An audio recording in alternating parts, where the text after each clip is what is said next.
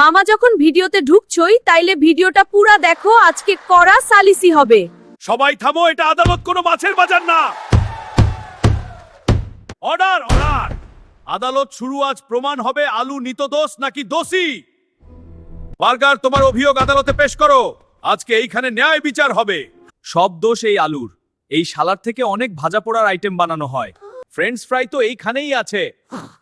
ওকে জিজ্ঞেস করেন। মহামান্য আদালত, আমার জন্মই হয়েছে আলু থেকে। সব নষ্টের মূলেই আলু।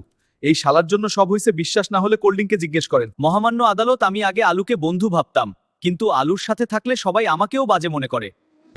সব সাক্ষী তোমার বিপক্ষে। না, এটা সত্যি না। নিজেকে নির্দোষ প্রমাণ করার জন্য কিছু আছে বলার? আমি নির্দোষ। স্যার, আমি জন্মাইছি মাটিতে, তেলে বা জালে না।